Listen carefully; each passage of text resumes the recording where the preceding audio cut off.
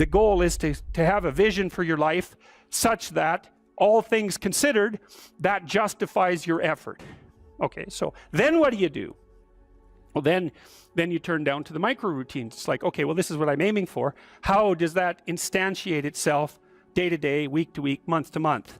And that's where something like a schedule can be unbelievably useful. Google Calendar. It's like, make a damn schedule and stick to it.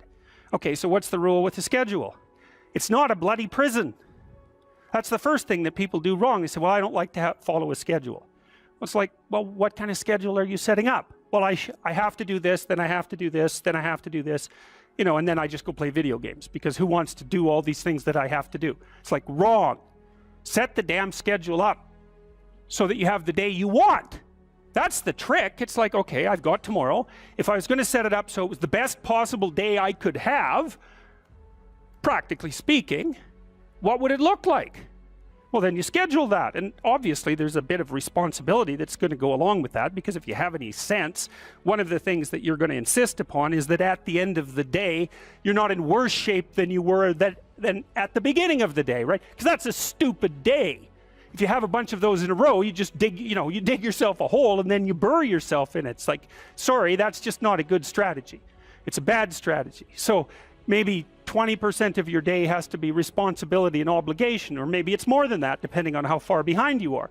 But even that, you can ask yourself, okay, well, I've got these responsibilities. I have to schedule the damn things in.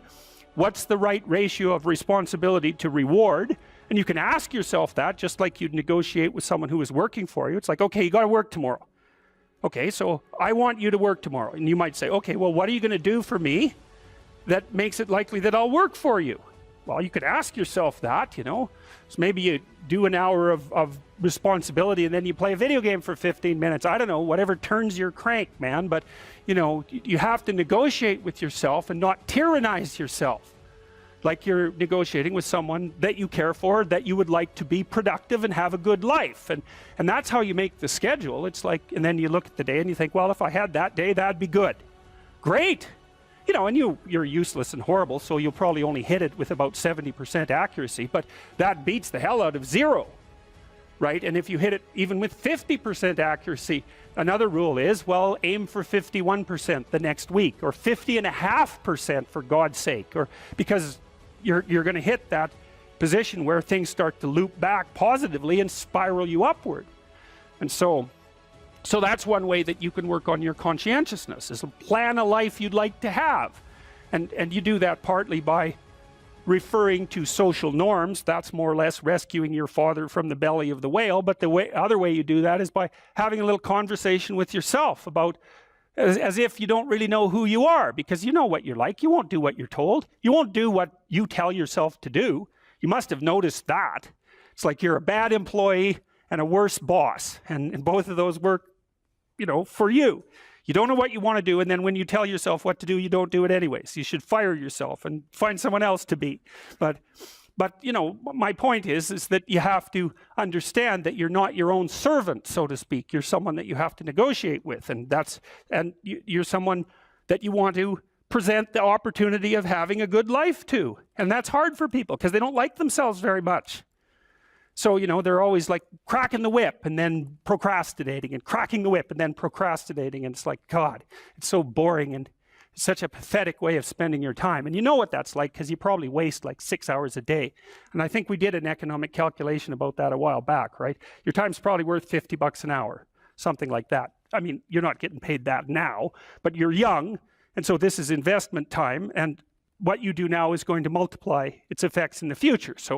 So let's say it's $50 an hour, which is perfectly reasonable. So if you waste 6 hours a day, and you are, then you're wasting about $2,000 a week, or about $100,000 a year. So like, go ahead, but that's what it's costing you every hour. And you need to know what your damn time is worth.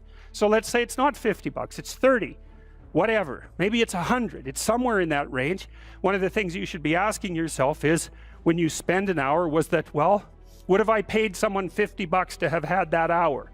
And if the answer is no, it's like, well, maybe you should do something else with your time. And it depends on whether or not you think that your time's worthwhile. But the funny thing about not assuming that is, if you assume your time isn't worthwhile, what happens is you don't just sit around sort of randomly in a state of responsibility-less bliss. what you do is you suffer existentially. And so that seems like a stupid solution. So, okay, so anyways, as far as I can tell, that's how you can improve your conscientiousness. Outline a goal that you actually would like to hit. And even better, here's something else you can think about when you're negotiating in your life. You could say, if you're kind of pessimistic, you'd say, well, we have to negotiate an agreement. I'd like to walk away not miserable and resentful. Okay, let's call that a baseline. And that's how you're going to negotiate with your wife or your husband. That's a good thing to know. You want to negotiate so that you don't walk away miserable and resentful, because that makes you hostile, and then you'll work to hurt them. And I would say that's unless you want to hurt them, and then of course they'll happily return the favor. If you want to exist in a place where you're basically hitting each other in the head repeatedly for 30 years, you go right ahead. But I wouldn't say that that's a particularly good way of living. So you might say, well, the minimal precondition for a successful negotiation is that you don't walk away resentful and angry. And so that's also how you know when you have something to say to someone. Because the rule has to be, if you're going to walk away resentful and angry, you've got something to say. Doesn't mean you're right, by the way, but it does mean that you have something to say. But it's kind of a low bar, you know, like if I wanted to live with you for 30 years, maybe we should say, how about we walk away from our mutual negotiations thrilled? Well, why not? You know, you got to aim for something. You could aim for that.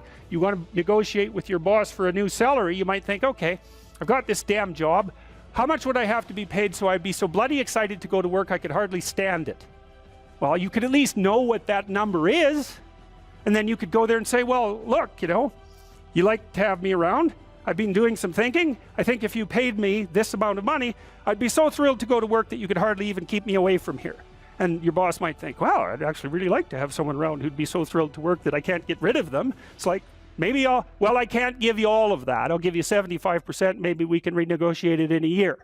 It's like, hey, good deal. Or you can, you know, be some weaselly coward and go in there and snivel about how awful your life is and walk away barely able to tolerate the outcome of the negotiation.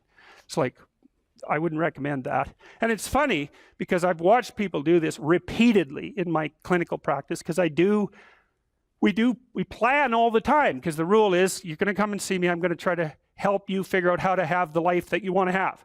And we're going to think about that strategically. So you're making $50,000 a year right now. Maybe you should be making $150,000 in 3 years.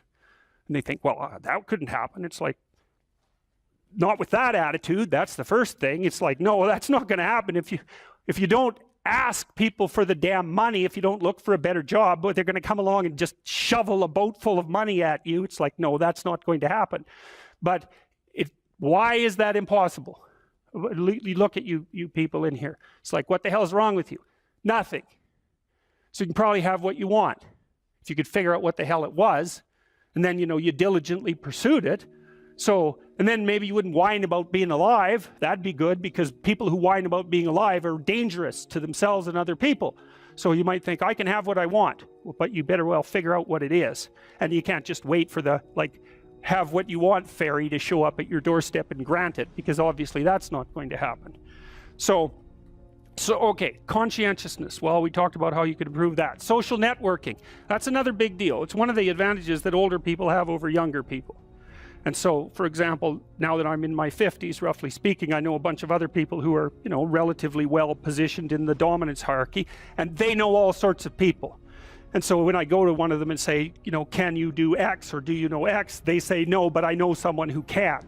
And that's a huge advantage. So another thing that you want to think about as you move through life, and this is that use your ability to network properly. And that doesn't mean schmooze, and it doesn't mean go out and impress people. That's all just complete bloody rubbish. It means you try to surround yourself with people who are competent in multiple different dimensions, and you maintain your relationships with them. And that's a trading relationship too, right? It involves reciprocity.